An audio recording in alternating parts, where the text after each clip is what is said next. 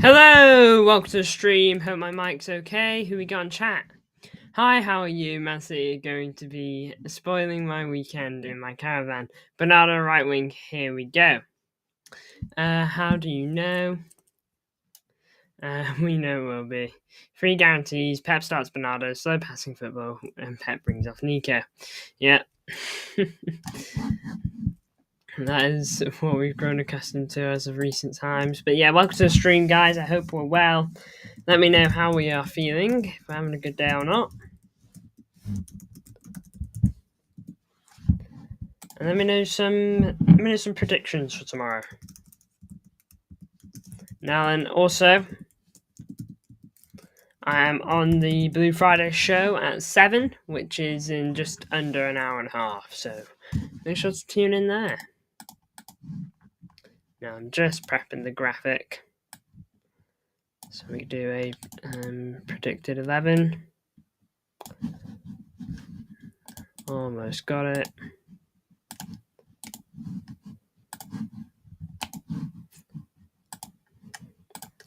I'll read comments in just a second.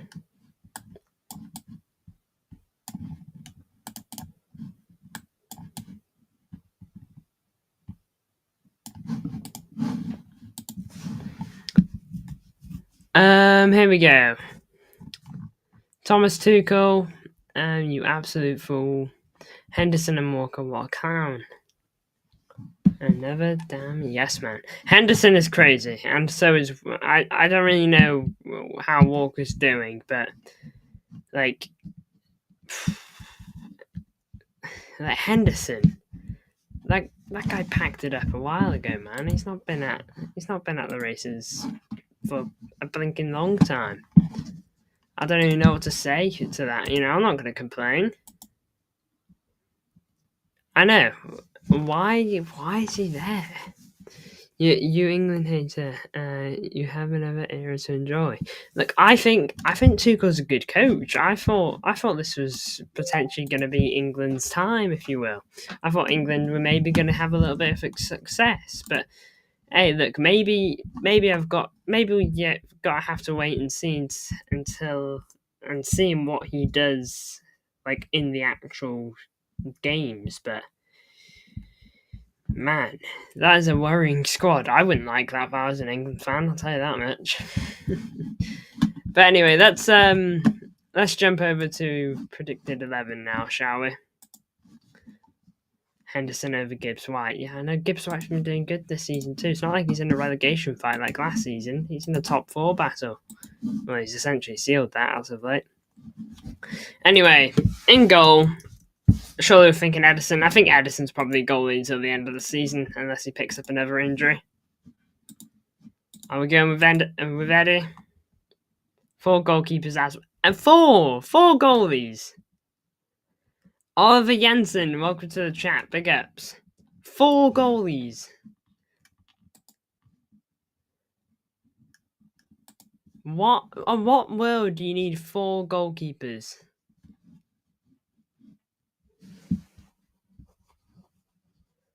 Man, 3 goalkeepers, I get it.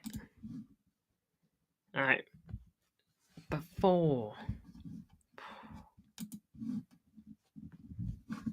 Man, that's crazy. Hear me out. Vardio, Kusanov, Diaz, Hayes. Well, I see the hear me out part of that. I think there's no doubt on the first 3 you mentioned. So let's set them all in.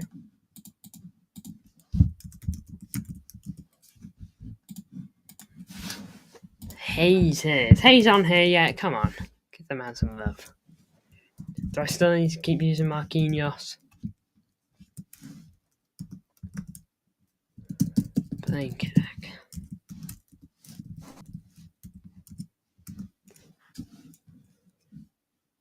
Marquinhos. There you go.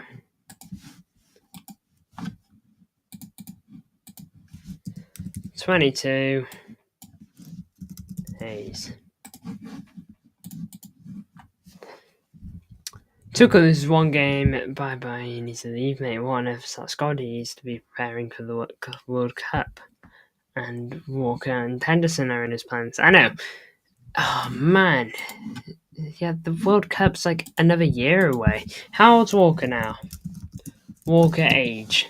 No, not agency. I think, on what world am I bothered about Walker agency? Walker age. Turning 35 in May. Okay, come the World Cup, which is next year, in summer, he will be 36 by the time that rocks around. How is this thinking long term? Henderson, how old's he? Similar situation. Turning 35, he's going to be 36 by the time World Cup rocks around. Like, it's just not very forward thinking. Is it? And don't get me wrong, I think this is probably Kane's. Do you think this is Kane's like last World Cup? Because Kane's going to be 32 in July, so he'll probably still be 32 by the time next July rocks around as well. Do we think that this is Kane's last World Cup, and then maybe he squeezes in another Euros? Maybe. Jordan Henderson over Morgan Gibbs-White. I'm not complaining about Kane getting picked, by the way. I think it'd be silly to not pick Kane because he's actually been solid. And don't get me wrong, if they're still at the top level, then yeah, I get it. I get why you'd pick them. But clearly, with Walker, have you not watched us this season? Literally worse than Southgate's squad. No, incredible.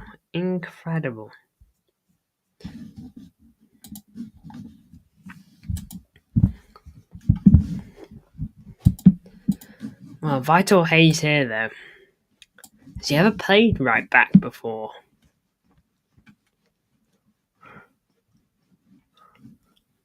Alright, we'll go back to that. I think pivot's got to be Nico Gonzalez.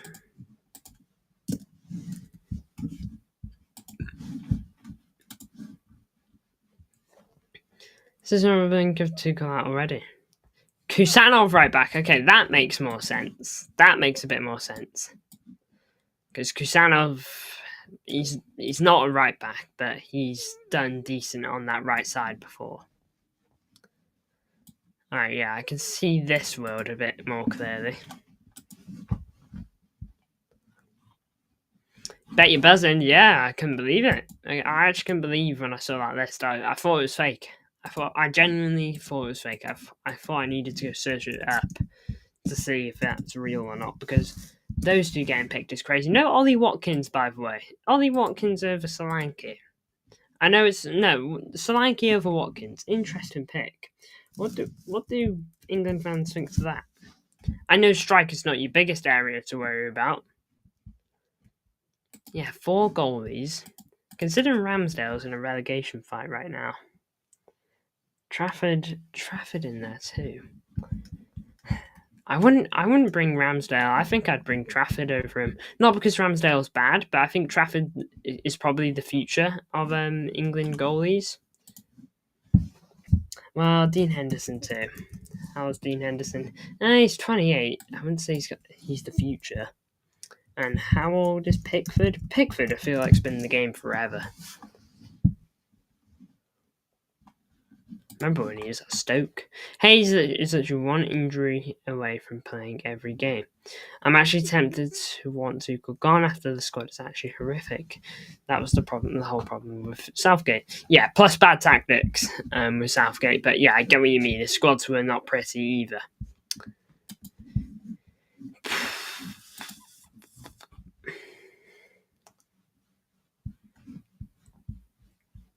Don't get me wrong. I get why you pick someone like say Foden. Obviously, Foden's not been at the races this season, but there is obviously talent in him. Now, then Walker and Henderson, they're not an example of that off form. They just can't do it anymore. I think Phil Foden can get back up to those levels that we all know him to be. All right, but I don't think that's the case with Walker and Henderson. I just think they're past those levels. They're no longer achievable. Their bodies can't keep up with that. Hence why they've moved into different leagues. Imagine Walker by July 2026. His pace is declining rapidly. It's not a good look. But back onto the lineup builder. It's got to be Koba. It has. I might cry if I see Bernardo lined up here. And if I see him there. I'm praying for Marmoush back in here, by the way. We saw against Forrest and we needed some of those near post runs. Then Marmoush came on. It didn't make much difference, but maybe if Marmoush is on for a full 90, maybe something can happen. Look, Haaland and Marmoush started together. Obviously, they started together more than once, but when they started, Haaland in in one of the games that we actually won, Haaland didn't score any goals and Marmoush scored a hat-trick. Nah, not Kova, so what? Would you go Gundo? Connect, let's do what works. Yeah, you're actually right.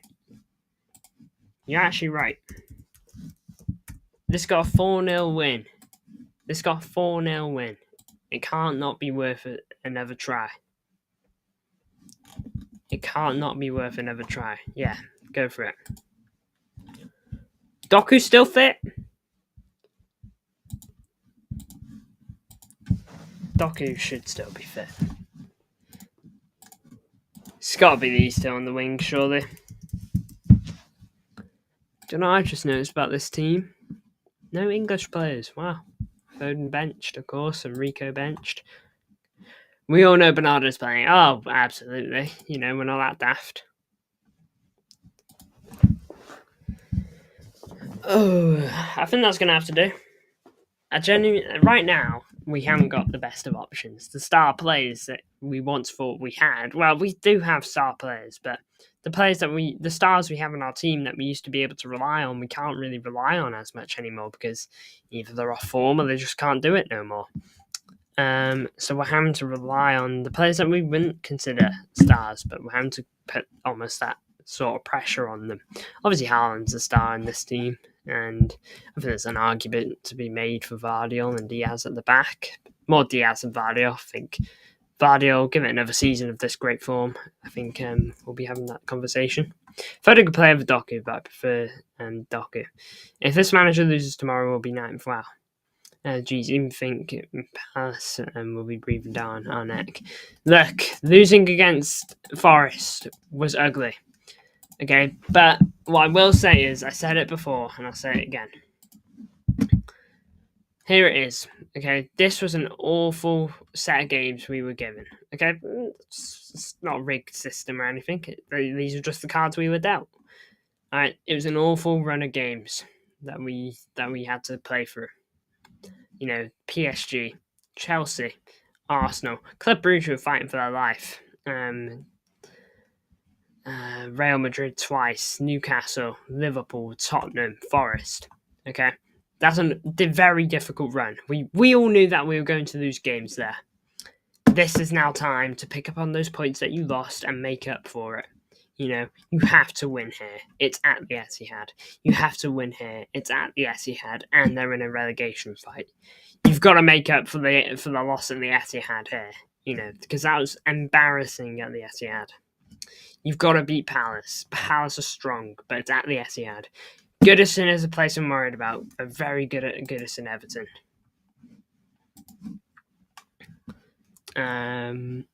Villa, obviously, a strong side, but again, these two games are at the Etihad. Wolves, look, on paper we should beat them, but they're also a side that's fighting for their lives, trying to stay in this league. Cunha is trying to keep them in the best they can, and everyone else is trying to pitch in where they can. Southampton, again, they'll probably be relegated by this point, but hey, who knows? Maybe they'll be in that situation where there's a glimmer of hope if they can win. But look, we should be beating bottom of the league Southampton. And Bournemouth, we should be beating everyone at the Etihad. Okay, but this is a huge game as well. Imagine how tight it's going to be on May 18th. The points gap will not be much. Imagine how tight it will be. These two games here, could be crucial for both sides and for all three of the teams fighting for European football. We have to win tomorrow. Absolutely no excuses. I swear if I hear more excuses after the 17th loss of the season. I know. This is a big game. Like, come on. What, 5th or 6th, I believe? Let's have a quick peek. 5th or 7th. It's so tight. Why are we almost writing off in terms of big games? Why are we almost writing this off as a big game? How come this didn't get televised? These two teams here. A huge game in the top 4 race. Why aren't they getting played? Well, why aren't they getting televised? It's embarrassing. What have they put on TV over it? We'll have a look right now. I can find this pretty easily. There we go. matches. So, oh, no 12:30 kickoff. Weird. Okay. Bournemouth, Brentford. Yeah, Bournemouth, Brentford's the only game televised tomorrow. Out of these two, it'll probably be this one televised, and United, Leicester, two teams in bottom half of the table.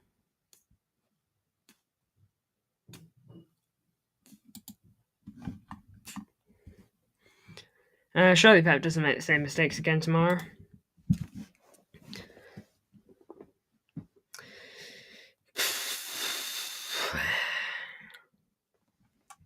I don't know, man. This one's been a weird one for Pep, repeating mistakes. Oh, by the way, I believe that website is back though. Have a check on another tab. Yeah, that's awesome. That is awesome if it is. That helps me out. What was it called again? There we go. Found it. Yeah, I think you might be right. Yeah, I think you're right. Awesome. Hopefully it's working tomorrow. He's subbing off Nico, ain't he? Don't be surprised. Don't be surprised. I think this is probably the best. Prediction 11. Blinking heck. Who wrote that? It was me, but holy moly. Prediction 11. There we go. Predicted 11. That's better.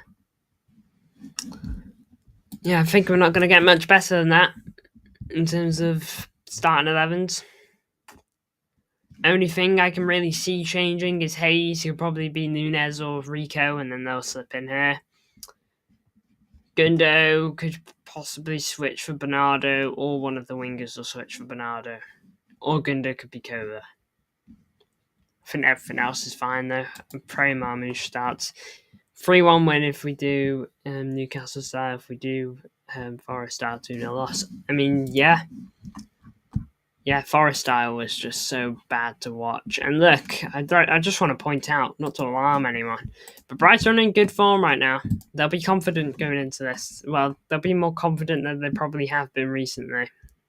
You know, they're on 1, 2, 3, 4, 5, 6 wins on the bounce. You know, that's a pretty good record for them. Now then, to be fair, 4 of the 6 have been at home. But look, difficult away game here. Came out on top. And for a team that's fighting for their lives, look, I know it's Southampton, but did the job there. You know, if only we were playing them in this area. I don't know. Brighton are a strong team, is where I'm going with it then. We've got to treat them with respect. 90 minutes of Bernardo refusing to pass to Marmoush. Yeah, that's the reality.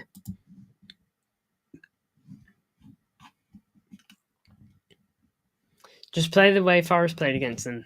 Let them have all the ball, and we'll count on win easy. But Pep won't ever do that.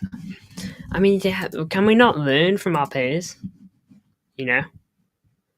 This is incredible. 37% of possession.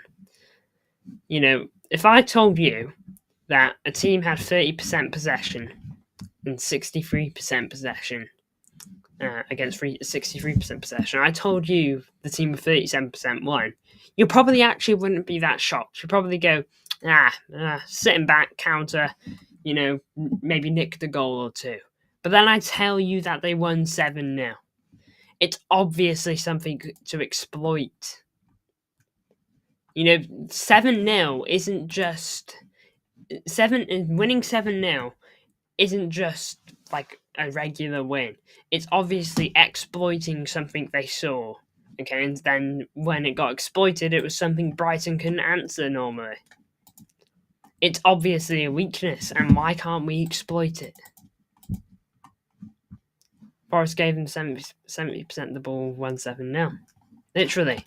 It's not a case of it not being entertaining. I'd be shocked if this wasn't entertaining. The volume of shots, the volume of goals. It's not like they got a billion penalties. They got one penalty as well in it all. No red cards on either side. A couple of yellows here and there. Now the obvious doesn't sit right for this season. Well, hopefully it will in future. But look, I believe I'm going to wrap it up now. It's been a good stream though. I've been enjoying speaking about Tuchel's silly squad. Hey, who knows? Maybe he's actually performed an absolute masterclass and we just can't see it because we haven't got the brains of a footballing genius. But hey, I'd be surprised to say the least. Look, thank you very much for tuning in. Big ups to everyone who did. Now then, if you want to see more of me tonight, I'm live in just over an hour on Alpha Varka's channel. If you're wondering how to find that, I will link it on my community tab later so that you don't miss it. So yeah, if you want to tune into that, 7 p.m. Alpha Varka's channel, I will be there with Not in My Lifetime podcast as well, Luke. So there you go. Big ups to you all. I'll see you in the next one.